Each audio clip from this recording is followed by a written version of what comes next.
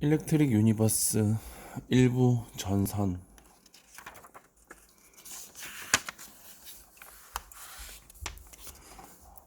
일부 1장 전보의 탄생.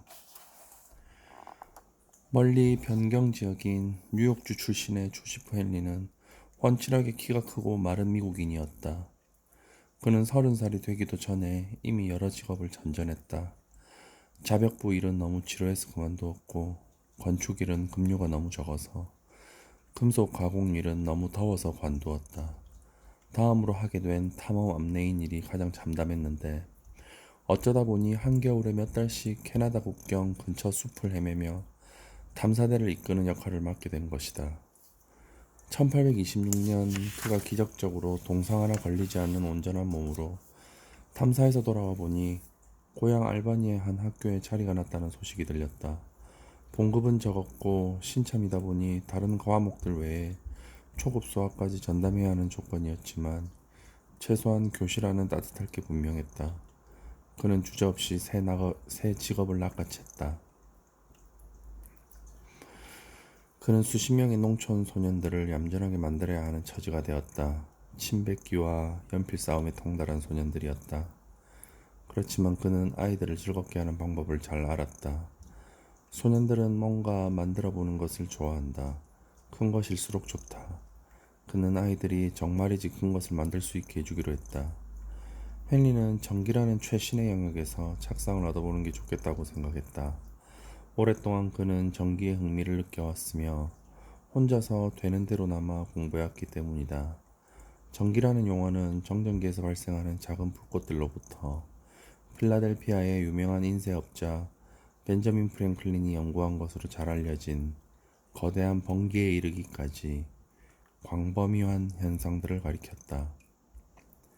요상하게 불꽃 튀는 물질과 상관이 있는 듯한 전기는 재미난 대상이었다. 하지만 사실 그 실체가 무엇인지는 아무도 몰랐다. 어쨌든 헨리는 한 가지 흥미로운 이야기를 막 들은 참이었다. 당시 알바니에서는 유럽의 과학 잡지를 구하기가 어려웠다. 어찌어찌 들어오는 곳들도 당연히 긴 항해를 거친 후 허드슨 강의 얼음이 녹기까지 기다렸다가 당도하는 것들이라 몇 개월 지난 것이 일쑤였는데 좌우간 그 중에 갓 제대한 영국인 포병 장교 윌리엄 스터전의 독특한 실험을 설명한 것이 있었다. 스터전이 철 조각 주위에 도선을 감아 코일을 만들자 아무 일도 벌어지지 않았다. 당연했다. 그러나 여기에 그치지 않고 도선에 전지를 연결하여 볼타가 말했던 신비로운 전류를 도선 안으로 흘려보내자 평범한 철 조각이 갑자기 살아났다. 마치 도선으로부터 눈에 보이지 않는 힘이 튀어나와 철을 휘감은 듯 철조각이 강력한 자석으로 변하더니 주위에 있는 다른 철들을 끌어당기기 시작한 것이다. 전지를 끄면 모든 것이 멈추었다. 철은 아무 힘없는 원래 상태로 돌아가고 딸려 올라갔던 물체들은 모두 떨어져 버렸다. 더 이상 자력은 존재하지 않았다. 스터전은 이 발견을 어떻게 활용해야 할지 몰랐지만 헨리는 정확히 알고 있었다. 그의 학생들은 겨울이면 언제나 그렇듯 조미수 시험 못 견뎌하고 있었는데 그는 이 놀라운 장난감으로 아이들의 관심을 끌어보기로 한 것이다. 소년들은 손을 쓰는 일에 능했고 따라서 상상 속의 신비로운 존재보다 실제적인 물체들을 좋아했다. 아이들의 부모도 마찬가지였다. 알바니 곳곳의 통나무 집들은 대부분 새로 지어졌는데 정착자들이 스스로 지은 것도 많았다.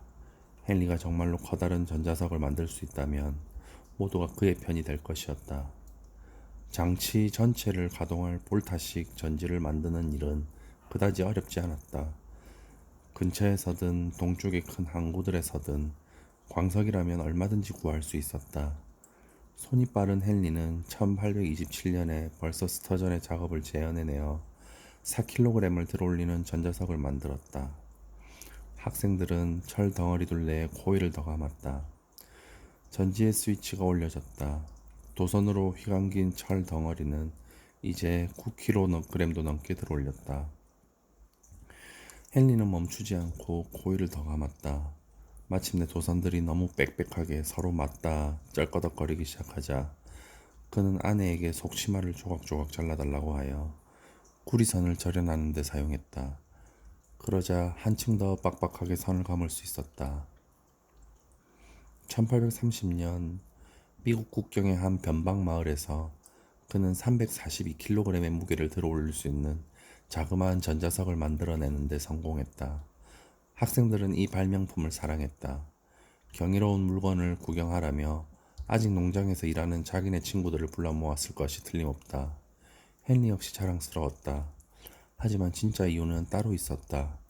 종교에 독실했던 그는 언제나 하느님이 평범한 자들의 눈에 보이지 않는 수많은 경이로움을 창조해 두셨을 것이라 믿었다. 충분한 재간을 갖고 있는 사람들은 신의 숨겨진 작품을 발굴하여 크게 보이게 할 수 있는 것이다. 헨리는 작업을 계속했다. 종국에는 자그마한 철 덩어리에 어찌나 빽빽하게 도선을 감았던지 전지를 올리면 그 조그마한 것이 685kg도 넘게 들어올렸다. 대장간의 커다란 모루 여러 개에 해당하는 무게였다.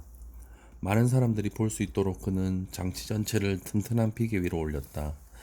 전지의 연결을 끊으면 어마어마한 굉음과 함께 육중한 무게의 덩어리들이 떨어져 내리곤 했다. 헨리는 이렇게 썼다. 이 광경은 언제나 열광적인 반응을 몰고 왔다. 현상 안에 숨어있는 원인에 대해 고민하는 게 필요할 때도 있었지만 그저 착실히 이것저것 만지작거려 보는 게 한 걸음 더 나아가는 최선책일 때도 있는 법이다. 이후의 연구자들은 우리 몸의 구성체인 원자가 작고 딱딱한 공처럼 생기지 않았으며 일부분은 전하를 띠고 있어 원자로부터 떨어져 나갈 수도 있다는 사실을 발견한다. 그 떨어져 나간 부분이 전자이다. 1800년대 말이 되자 과학자들은 바로 이 전자들이 전선 속을 굴러가고 있으며 전류의 힘도 이들 대전된 전자의 힘에서 비롯된다는 사실을 믿게 됐다. 폭풍우가 치는 와중에 전깃줄을 끊으면 불꽃이 튀어나오는데 이것이야말로 전자들이 전선 속을 줄지어 흐르고 있다는 증거다. 전화선 속에도 전자들이 굴러가고 있으며 환한 탐조등 속에는 더 많은 전자들이 움직이고 있다. 나중에는 헨리 본인도 이런 발견들을 해낸 연구의 주역이 될 것이었다. 이후 그는 가장 위대한 19세기 미국 과학자 가운데 하나로 널리 알려지며 스미소니언 연구소의 초대 소장직에 오른다. 그러나 아직 젊고 알바니를 벗어나지 못했던 시점에서 그는 전자석이 물체를 들었다 내렸다 하는 이유를 지금 자신이 탐구해봤자 신통한 결과에 이르지 못하리라는 것을 잘 알았다. 대신 그는 전보를 발명했다. 이것은 그의 능력에 맞는 쉬운 일이었다. 그는 전지에서 뻗어나와 전자석으로 이어지는 도선의 길이를 느렸다. 전지의 금속에서 뿜어져 나온 전자들은 긴 선을 따라 맹렬하게 달려갈 힘이 충분한 듯 했다. 전지를 전자석 바로 옆이 아니라 옆방이나 복도 밖, 심지어 아래층으로 가져갈 수도 있었다. 스위치를 켜면 전지에서 뿜어져 나온 신비로운 전기력이 도선을 쭉 타고 가 그 끝에 기다리던 전자석을 활성화시켰다. 제가닥 옆에 있던 철 조각들이 달라붙었다.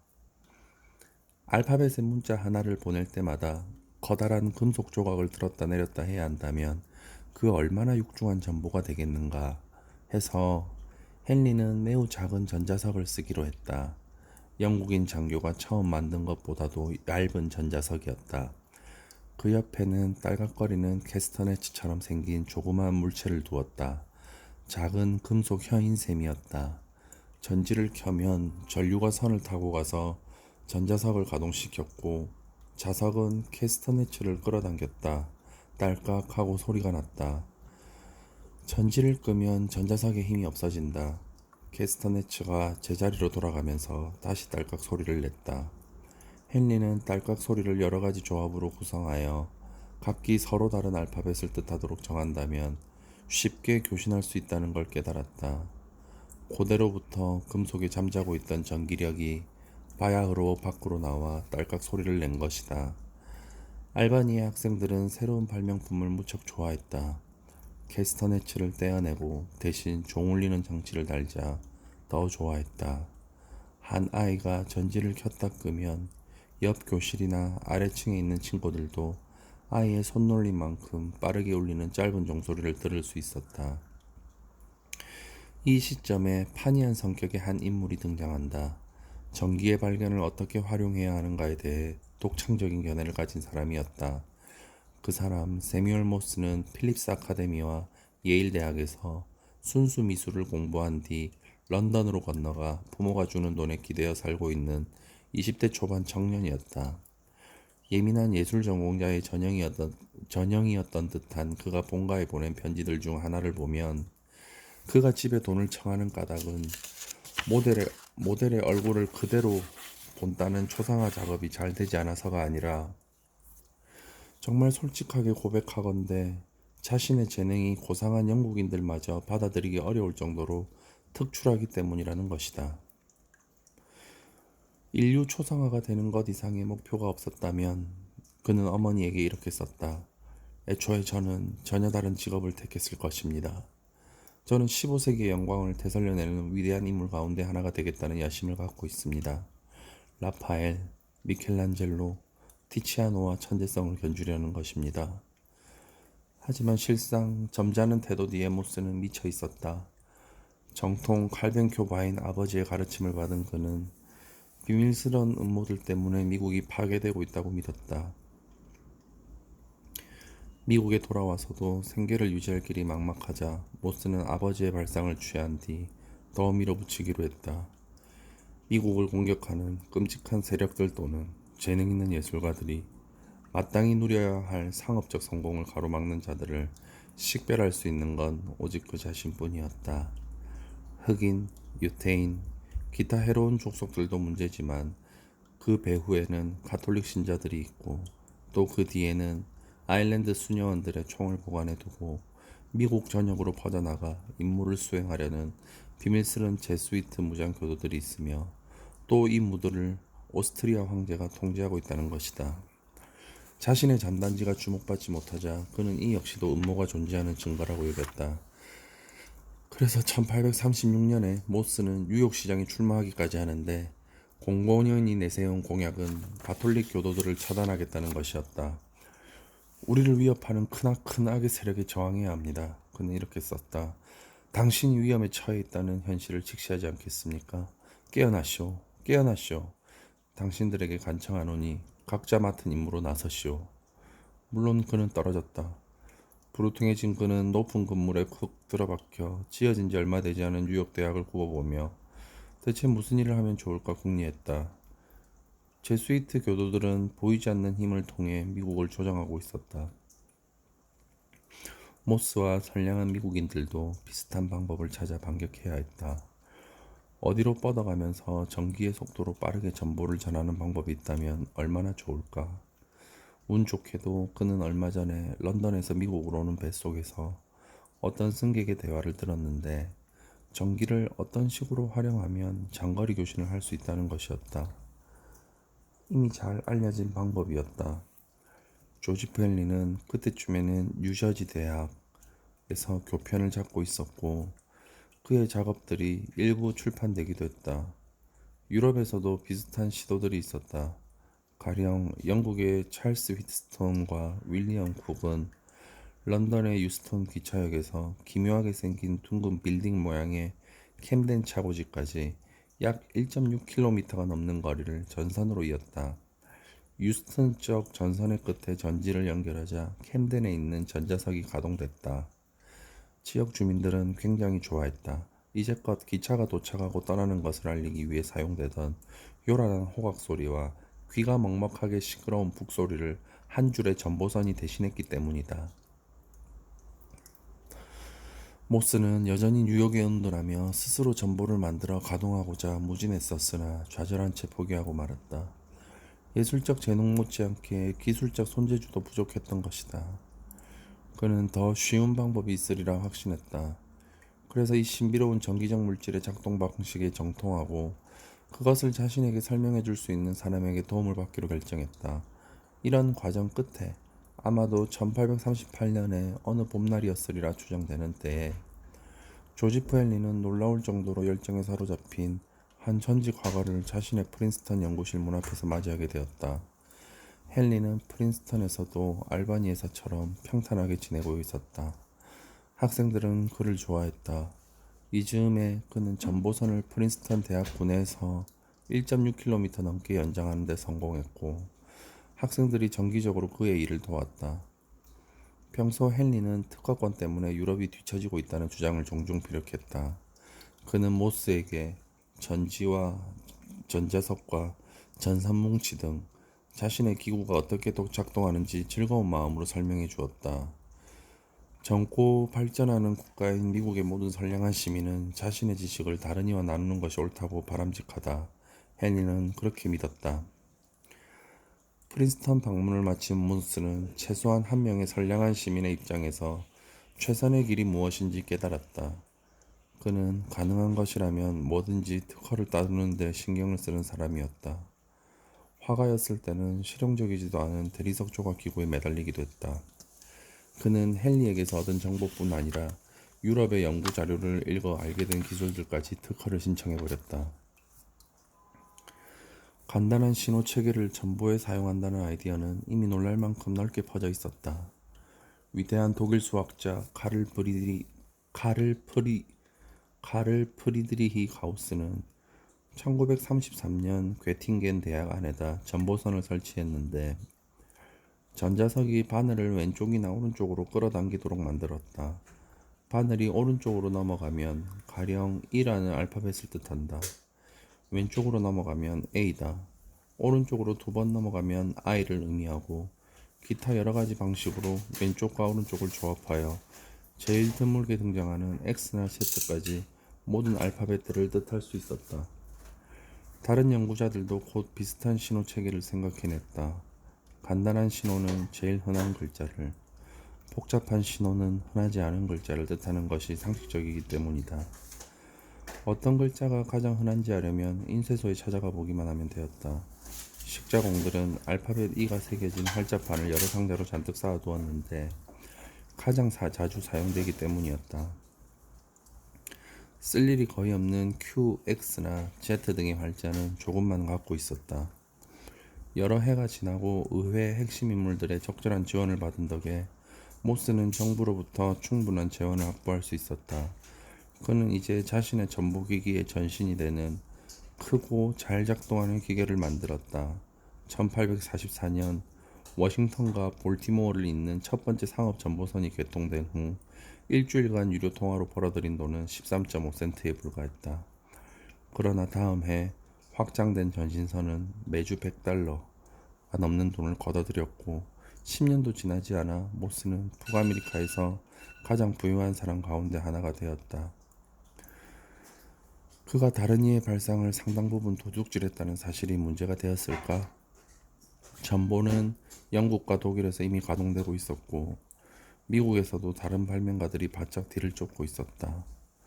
모스가 아니었다면 다른 누군가라도 미국의 전보 체계를 궤도에 올려놓았을 것이 틀림없다. 정의로운 신은 모스가 막대한 부를 축적하는 것을 막지 않았지만 대신 다른 식으로 응징했다. 조지프 헨리는 만족할 만한 삶을 누렸다. 학생들과 원만했고 동료들로부터 존경받았다. 반면 모스는 수많은 협잡에 연루된 나머지 이후 30년에 가까운 세월 동안 자신의 이름으로 통과시킨 특허권들을 변호하느라 소송에 휘말려 살았다. 그중 한 당황스러운 순간에 모스의 변호사가 대법원에서 말하기를 진짜로 정말로 전보에 대한 내용을 기록한 모스의 자필 원고가 있었는데 그것을 법원에 가지고 나오기로 되어 있던 며칠 전에 그만 알 수 없는 화재로 소실되어 버렸으며 목격자마저 없다는 것이었다. 전보의 발명은 예상치 못했던 여러 결과들을 낳았다.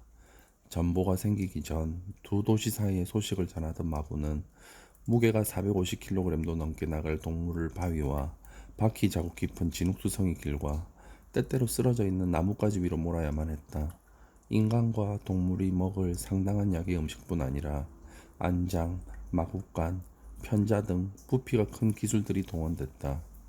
몇몇 예외를 제외하고는 19세기 초에 정부가 전해지는 속도는 고대 수메르인들의 것과 큰 차이가 없었다. 그러나 똑같은 소식을 전하는 얇은 구리 전보선은 단지 신비로운 불꽃들로 이루어진 전류를 흘려보내기만 하면 된다. 헨리의 시대에는 이 불꽃들이 1온스의 100만 분의 1보다 가벼운 전자와 관계가 있다는 것을 아무도 몰랐다. 그렇지만 전선 속의 물체는 보통 세상의 그 어떤 것보다도 훨씬 작고 훨씬 빠르다는 사실은 깨닫고 있었다. 골무 속에 들어갈 만큼 작은 전지가 먼 거리까지 대단한 속도로 소식을 전할 수 있는 것이다.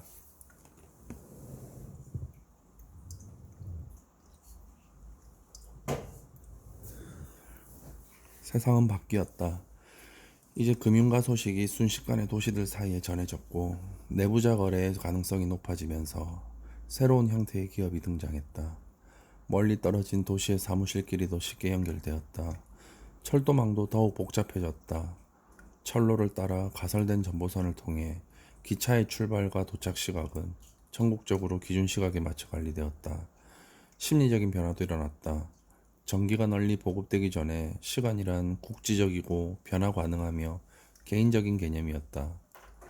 예를 들어 뉴욕과 볼티모어는 경도가 약간 다르기 때문에 몇 분 차이가 나도록 각자의 시간 체계를 갖고 있었고 볼티모어의 정오는 뉴욕의 정오보다 몇 분 늦게 찾아왔다. 각 도시는 별개의 세계였다. 이곳에서 걷고 있거나 저곳에서 걷고 있는 사람, 이쪽 농장에서 일하고 있거나 전혀 다른 저쪽 농장에서 일하고 있는 사람은 각기 별개의 세계에 속했다. 그러나 이제 이 세계들의 시간은 통합되었다. 사람은 현재 어디 있든 간에 엄격하고 공통적인 통제된 시간 속에서 어느 부분에 와 있는가를 알게 되었다. 이것은 세계화의 초기 형태였다. 중부와 동부 유럽까지 전보가 퍼지면서 수백만의 농부들은 이름 외에 성을 만들라는 압박을 받았다. 새로이 팽창하는 정부 관료 조직이 그들을 가르치고 세금을 매기고 관리하기 쉽게 하기 위해서였다.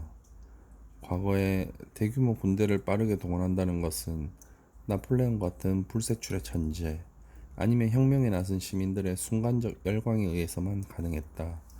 그러나 1800년대 중반에는 사정이 달라졌다. 행군이나 기차 이동 시간이 전보를 통해 조정됨에 따라 수만 명의 징집 군인들은 불행하게도 비슷한 방식으로 규합된 수천 명의 적군들이 때마침 모습을 보이는 때에 맞춰 도착했음을 알고는 어리둥절했다. 신문은 더 이상 느긋한 토론이나 우아한 잡담이 실리는 곳이 아니었다. 대신 주요한 외신에 의존하기 시작했다. 속보가 시시때때로 날아들어 외무부 사무실의 느긋한 분위기를 깨는 바람에 외교적 위기 상황을 진정시킬 시간도 부족해졌다. 대중 정치 운동이 이전보다 빠르게 솟아났다. 공장의 신기술도 더 빨리 전파되었다. 한 가지 결과가 더 있다. 미국에 많은 일자리가 생겨나고 전보의 도움을 받은 세계화가 진행되자 미국으로 건너올 계획을 세우는 유럽인들이 점점 늘었다. 증기선들은 처음에는 수천 명씩 노동자들을 실어 나르더니 나중에는 그 수가 수만이 되었다. 유태인도 신교도도 가톨릭 교도도 있었으며 모두가 생명력이 넘치는 이들이었다. 그 결과 이민자가 많은 역동적인 미국이 태어났다. 조지프 헨리는 이 모두를 사랑했다. 반면 세뮤얼 모스는 이 모두를 증오했다. 42페이지까지 읽겠습니다. 고맙습니다.